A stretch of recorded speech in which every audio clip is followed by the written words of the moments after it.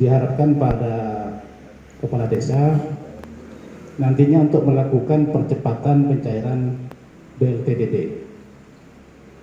Kemudian bagaimana teknik pelaksanaannya, yaitu adalah diharapkan masing-masing kepala desa untuk benar-benar mempercepat proses APBDes pada tahun ini.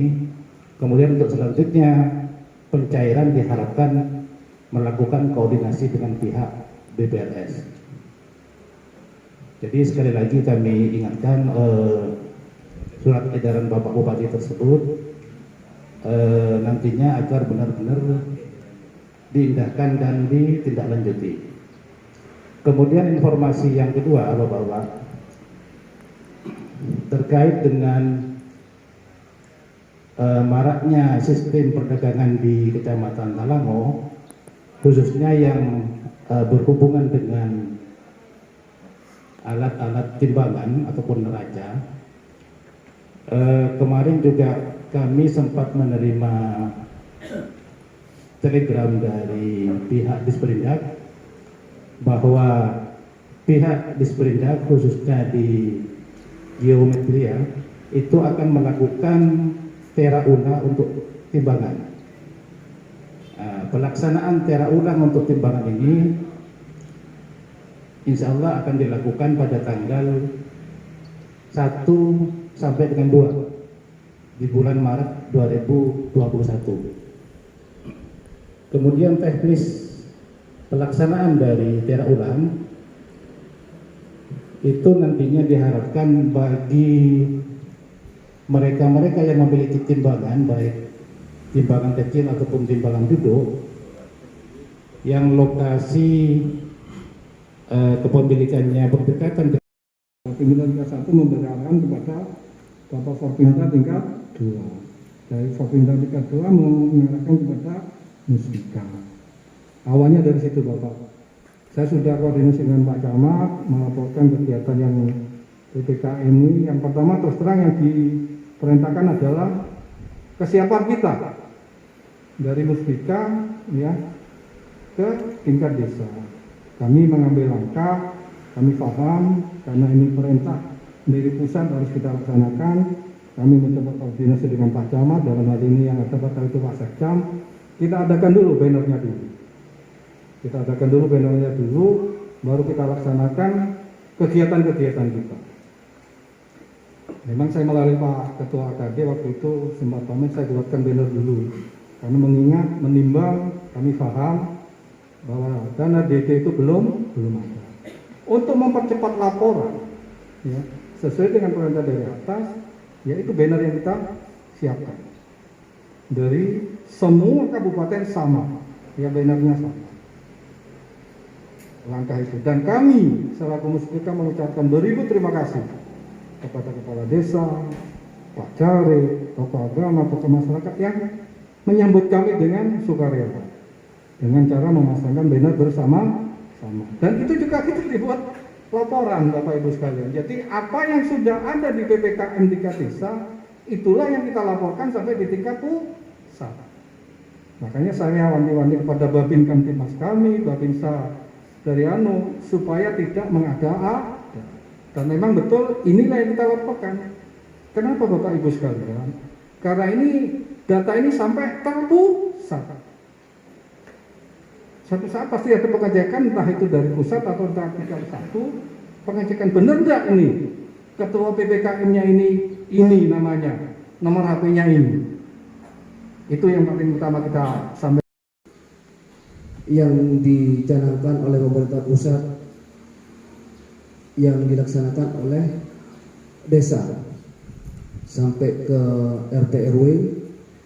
Jadi untuk itu kita bersama-sama kita melaksanakan bukan hanya dari petugas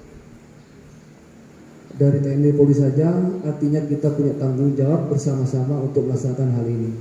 Sehingga sampai detik ini Kecamatan Talango bisa masih kondisinya dalam kategori hijau. Kita wajib bersyukur kepada Allah Subhanahu wa taala. Kita masih dalam lindungan Allah Subhanahu wa taala. Yang berikutnya, saya berharap dan mohon dengan segala kerendahan hati untuk tidak bosan-bosannya kepada bapak-bapak kades, bapak-bapak perangkat desa untuk selalu menekankan kepada warganya agar selalu memakai masker dan menjaga jarak, dengan harapan kita tidak terjadi pandemi COVID-19, yang mana Talango ini banyak sekali pendatang yang dari daerah luar Jawa, seperti ziarah-ziarah ke Asta Yusuf. Kami selagi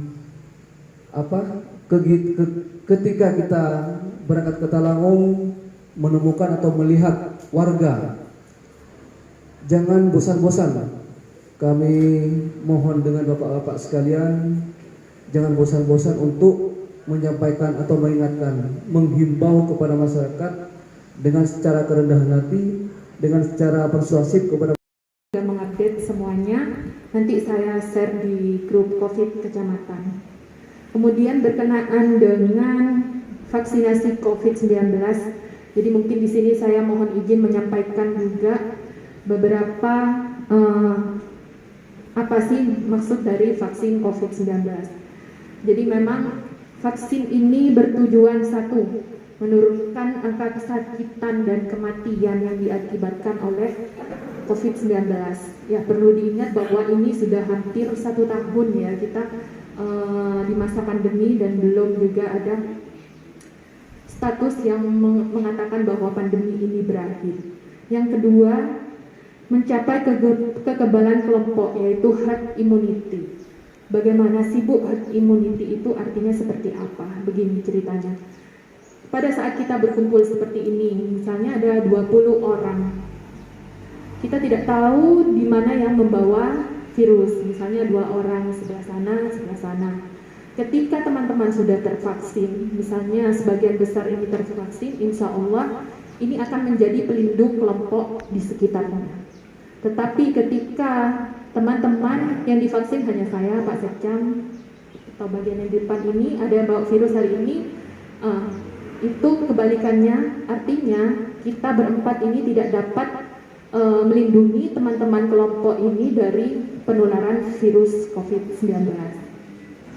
Tujuan yang ketiga yaitu melindungi dan memperkuat sistem kesehatan serta menjaga produktivitas dan meminimalkan dampak sosial dan ekonomi. Jadi kalau kita ingat kembali, banyak dampak sosial ekonomi yang diakibatkan oleh virus dan pandemi ini ya. Bendera tersebut mengartikan bahwa kita ada dalam posisi sesuai dengan warna bendera. Jadi kalau misalnya di Esang itu ada bendera hijau, berarti alhamdulillah desa Esang tidak terpapar COVID, aman. Itu ya yang dapat kami tambahkan Bapak Ibu sekalian. Terima kasih. Realisasi pelaksanaan PPKM untuk ditutup, dan untuk acara Musren Bangcam menunggu tamu dari kabupaten. Jadi untuk sementara istirahat sejenak Pak.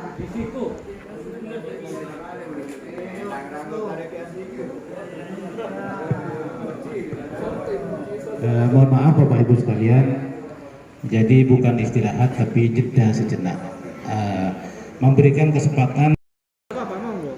Loh, kalau kita kan undangan, namanya undangan kan ya kita nuruti apa yang mengundang.